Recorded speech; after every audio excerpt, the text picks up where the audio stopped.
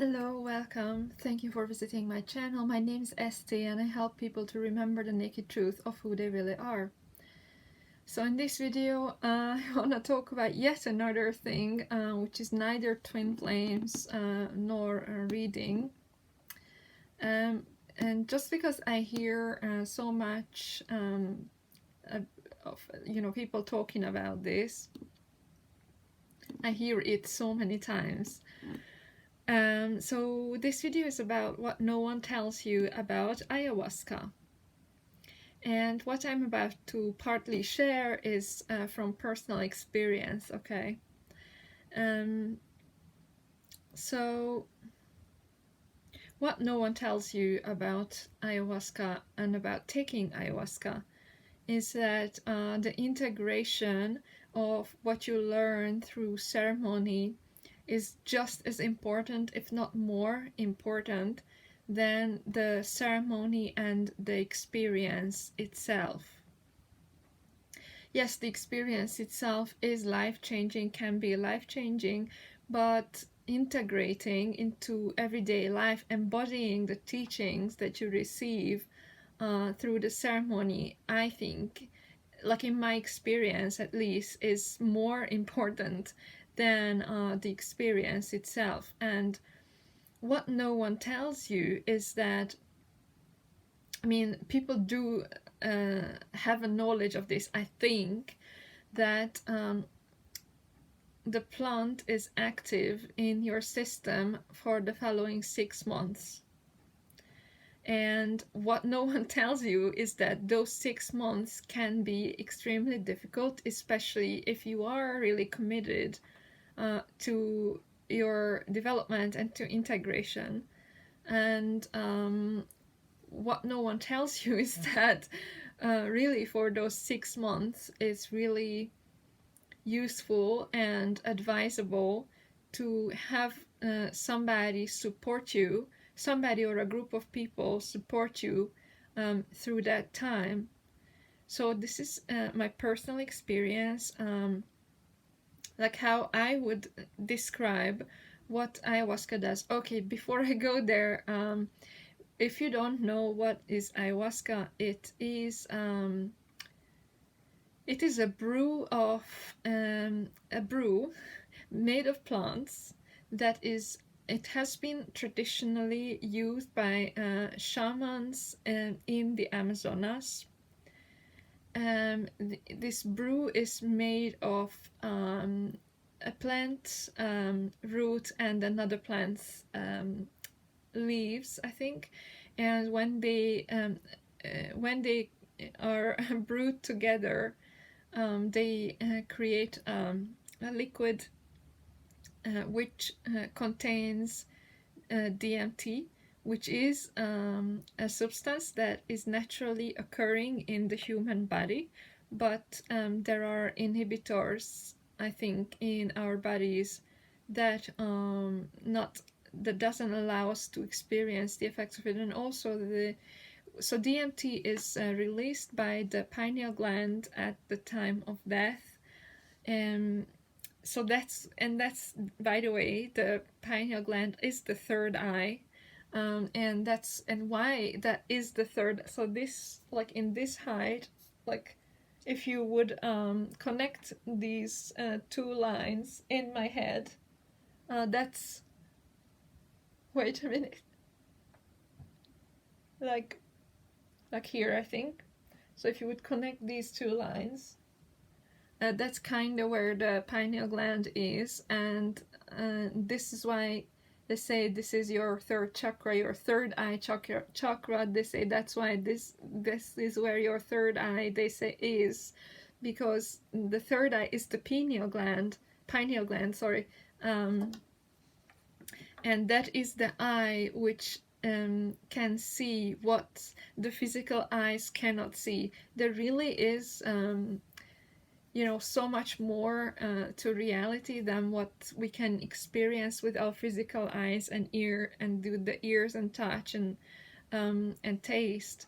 And the third eye, the pineal gland, is that eye which can see all those things that are part of reality, that our physical eyes cannot experience. It's literally, you can literally see that world with your third eye, with your pineal gland. Okay, so so this is contained naturally in the human body. It's just that we don't have it most of our lives, and I mean, in the yogic tradition, there are yogic postures that can actually activate the pineal gland, so you can make your body release DMT into your system at will, without anything added to your body. This is really possible. But anyway, so back to ayahuasca. So it has DMT in it, and also I think in our body there is like inhibitors which would prevent us from experiencing DMT, but there's like another compound in ayahuasca which like allows us to ingest and to get the substance in sufficiently so that we can experience what it's like when DMT is present in our bodies. So furthermore, ayahuasca is something called an entheogen. This is a fancy name, a fancy new age name coined towards the end of the 70s, as opposed to the term psychedelics, because psychedelics, so entheogens are psychedelics, but when people call them psychedelics, like what people called psychedelics, those were substances that people used for recreational use, whereas if you call the same or similar substances, so entheogens are well, not always natural. I was gonna say entheogens are for like natural origin psychedelic substances, but that's not actually true. So when you call the same substances entheogens, it just means that you have reverence for the thing, and you would never use it recreationally, and it's really not recommended to use any entheogens recreationally. It doesn't work. There's no point. But I'll always use it ceremonially, and so the word entheogen comes from the Greek entheos, which means the God within. So entheogens are substances that make you experience God within, basically. Okay. So my experience. So yes. So then I was gonna say how I would. This is in my words how I would describe what ayahuasca does. And this is completely my words. You know, I might be wrong. I always have to add to everything that I might be wrong, and please take only what resonates and leave the rest about whatever I say in whatever teaching, okay? But to me, like on an experiential level, what ayahuasca does is that firstly, it gives you access back to you, to your own nervous system, and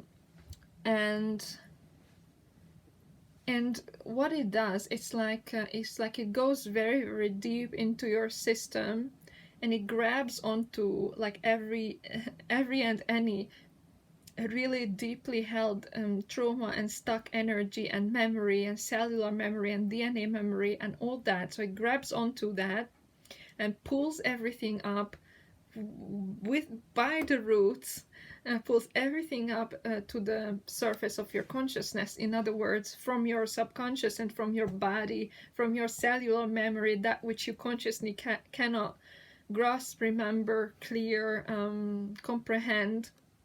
It grabs onto all that and pulls it way up into your consciousness. Or sometimes I think not everything becomes conscious, and just and makes you expel that energy from your body. But that's kind of just like, I feel it's kind of like a side effect, um, but yeah, so on the long term, this is my experience, that because the substance is still active in your system 6 months after ingesting it, it's like, my personal experience is that you ingest ayahuasca and it's like Pandora's box is open.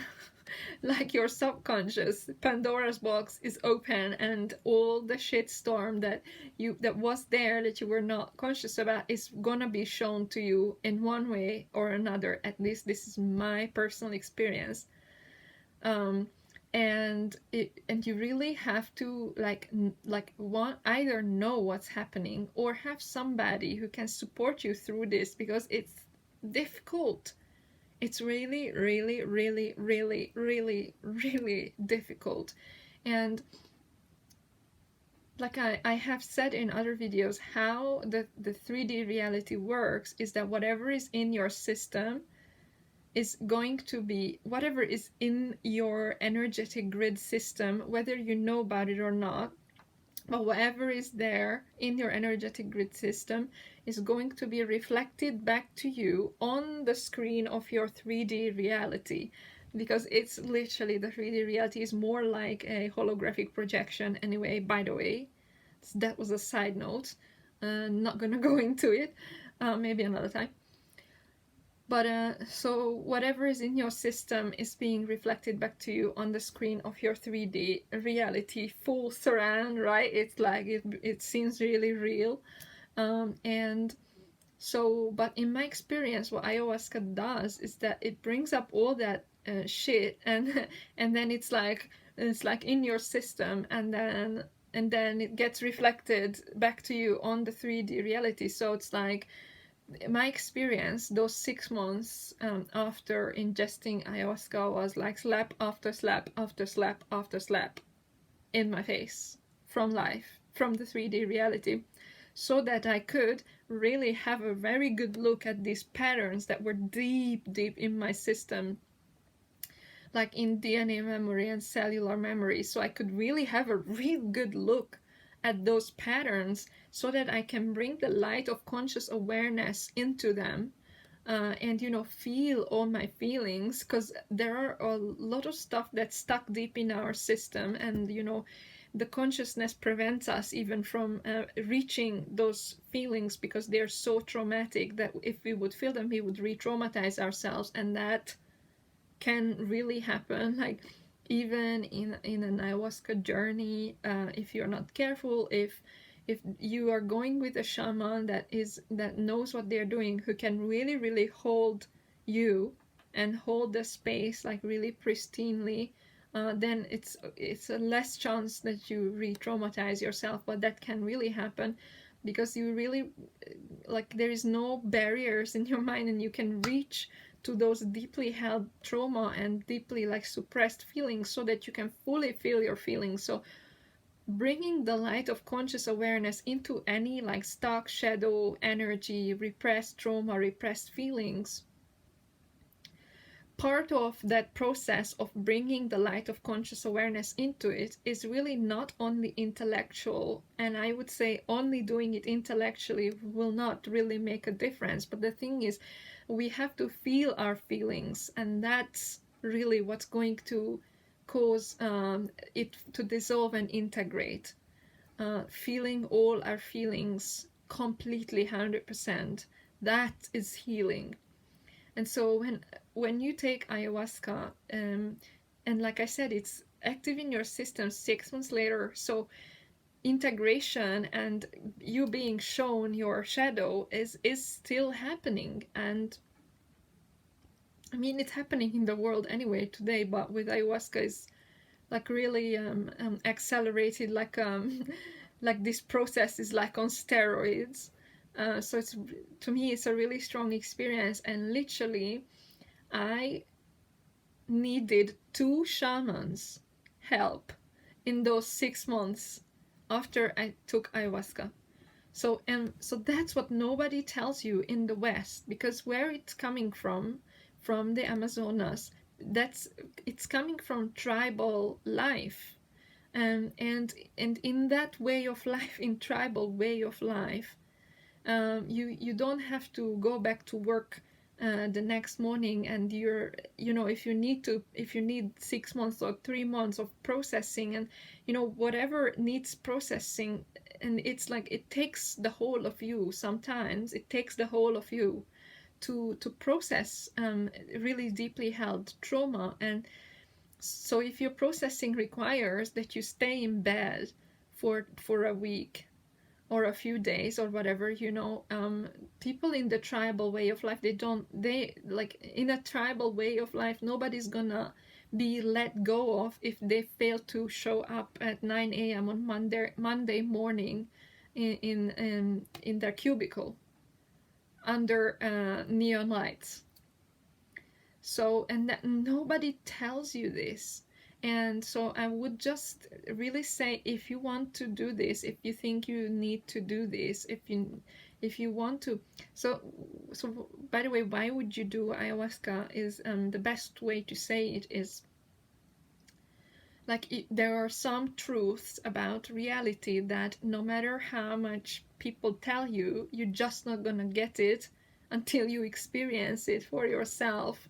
And that is what's possible with ayahuasca and psilocybin and peyote and whatever, like various different types of entheogens.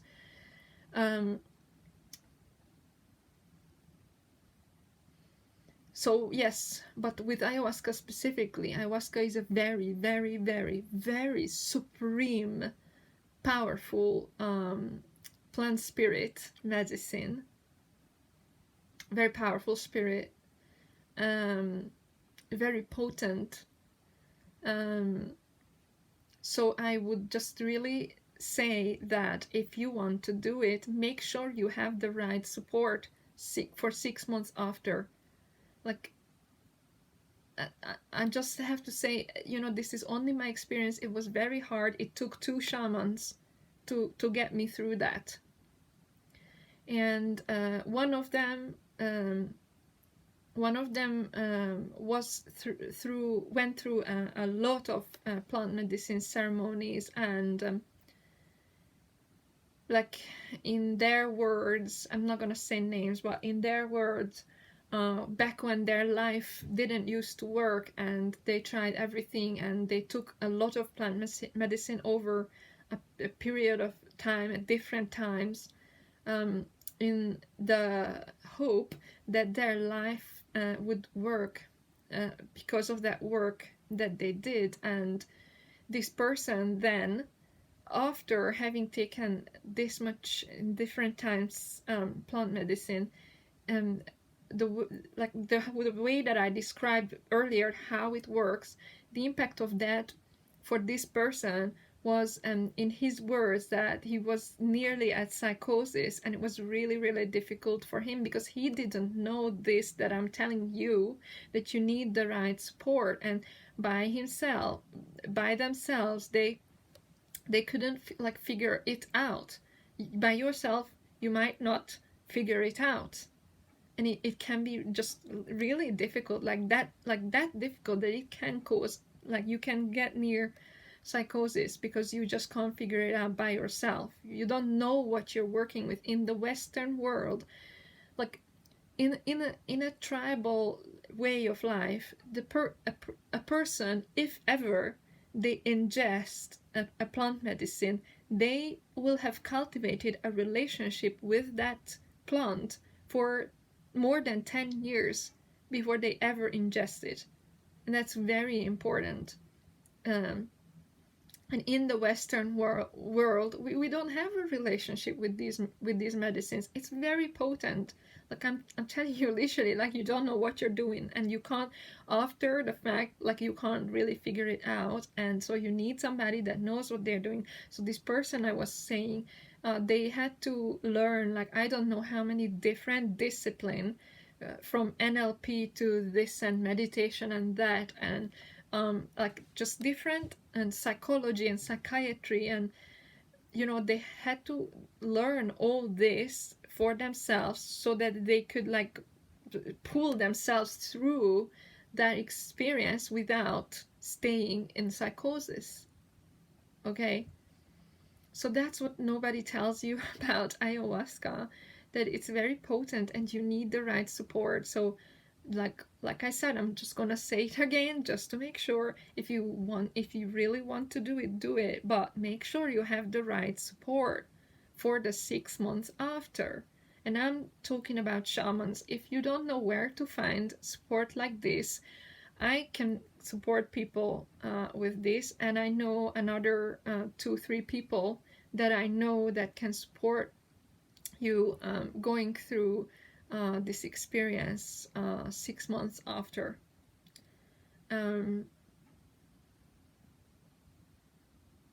Yeah, I think that was it about ayahuasca and entheogens. Not an exhaustive talk about them. Definitely, there's way more information. Oh yeah, just one more thing. Actually, sorry, one more thing. Once I'm talking about this, so entheogens, there is really so many different types of entheogen, and they are used in the shamanic tradition ever since there has been human beings. So like there is cave paintings in Africa which show, which witness the use of this or that entheogen. And so I just want to say that since these have been used in the shamanic tradition, like when this all started, mostly only shamans were allowed to use them, because the shamans were the ones that were psychologically like ready, or like in the bloodline or in traditionally they were the ones that were ready to experience this.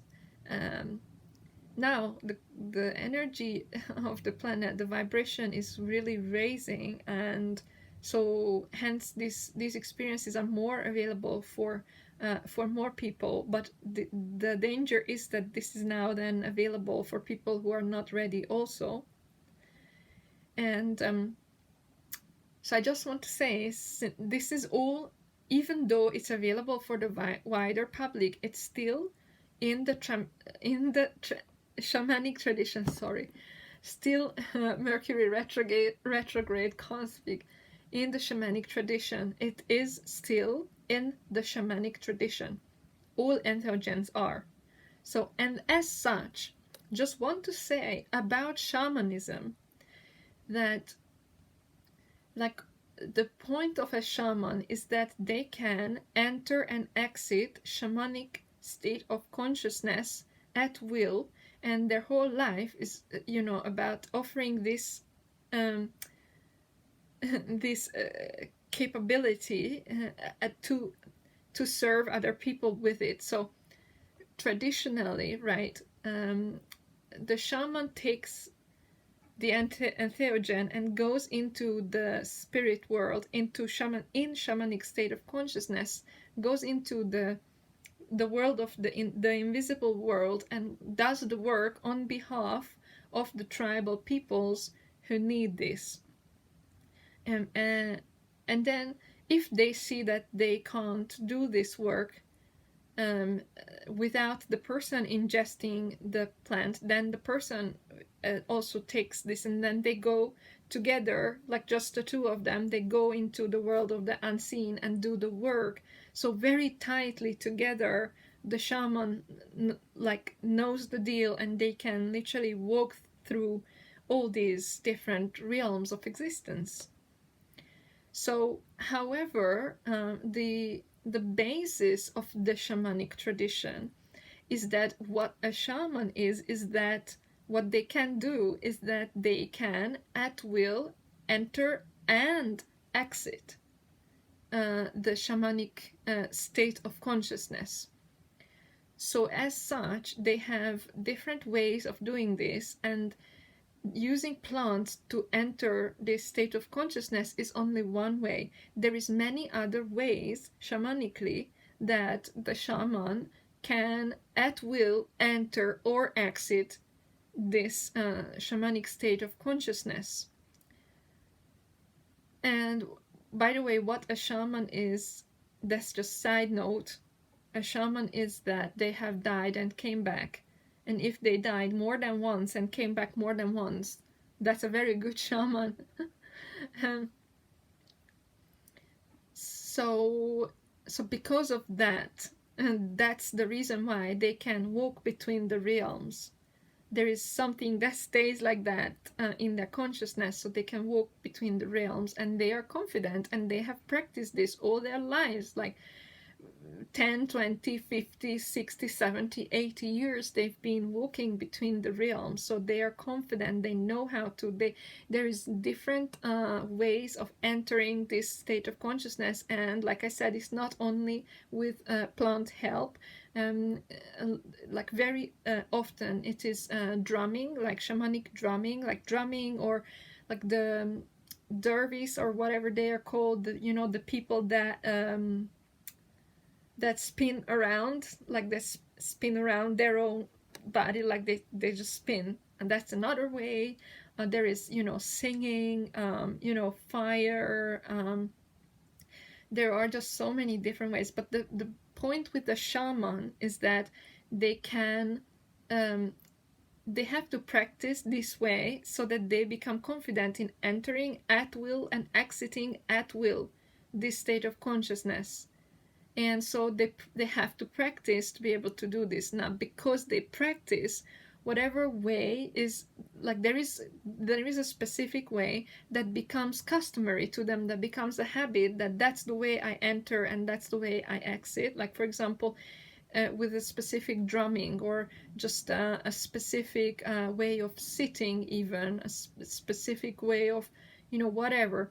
But the point being, when you take any kind of entheogen, you are reliant on the plant, the availability of the plant, and like the right dosage. You are reliant on these outer circumstances. It's outside of your control, whether you can enter this state of consciousness and when you're gonna exit. So it's not quite at your own will. It is kind of, but it's not. And if you have if you are practiced, if you're very tuned in, if you are in a meditative practice, then I could say that with ayahuasca definitely you can leave the state of consciousness if you really want to. But then again, that kind of depends on dosage. Yeah. So so that is also why they say that most entheogens get your ego out of the way, like leave your will at the door, so to say.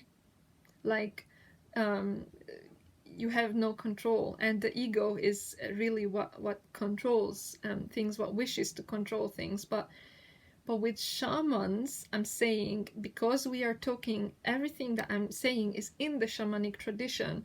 So what I'm saying is that it's up to a person, like it's your personal choice if you wish to engage in the shamanic tradition, whether you want to be reliant on the availability and the dosage and the right dose and the right timing and blah blah blah, to enter and exit shamanic state of consciousness. And there are many other ways whereby your ego can be put out the way. And the thing with the ego as well is, the thing is that it's the ego that's in the way of us experiencing life the way, like reality, the way that reality actually is, like to experience energy, to experience the lovemaking that is constantly happening between mother and father, the cosmic lovemaking that is life, that is always happening, and it's happening in and outside of our own bodies. And the reason why we don't constantly experience that which is constantly happening is because our ego is in the way, our ego mind. that apparatus which makes it possible for us to experience separation, which is, by the way, also necessary. That's the point of being here, to experience individuated expression of to experience being the individuated expression of the divine. But yes, so the ego, yes. So there are these reasons to break the ego down, or more like break off the layers of conditioning that is what constitutes the ego. But the thing with the ego is that it's a very, very bad ruler, and it's a very good servant. And so that's the point with the ego, that the ego must bow to the soul. Like, you will never break your ego. Your ego will never go away entirely, and it has to stay here. It has a purpose and a role, and so even, if your deal with wanting to do entheogens is to put your ego to the side so that you can experience reality the way reality actually is, like not from human mind but from multidimensional consciousness experiencing the multiverse, even then, after the ceremony is over, your ego is back, and yes, you will have been shifted, like your consciousness is completely illuminated with the truth of what reality truly is, and what God is, and God within, and whatnot. But your ego is never gonna go away. So if that would be a reason, there is many other ways. Mercury retrograde, wow. There are many other ways to tame the ego. That's the best way I like to say it, that the job, if you want to, live a life at service to all, the way only you can be, to walk your path of dharma, to walk your soul path, like what you were put in this world for, then you must tame the ego, so that the ego bows to the soul. But the ego is still very, very necessary in order for us to be able to experience being an individuated expression of the divine. Okay, right. So yeah, that's about shamanism, and about, it's your choice whether you want to be reliant on some plant or substance and the availability of it and the dosage of it, or you want to reach a shamanic state of consciousness at will, and you can enter at will and exit at will. It's your choice. I know what I'm choosing, but yeah, it's your choice. And like I said, ayahuasca is like the best thing I've ever done in my life. It is. It really is.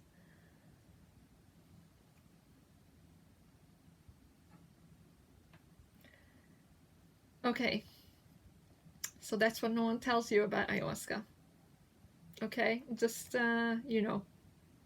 be mindful of all this. Okay, thank you so much for listening. I hope that this was helpful, and it's my prayer and my intention that this has been of true service to you. Namaste, and aho to all our relations. I see you and I see you. Bye.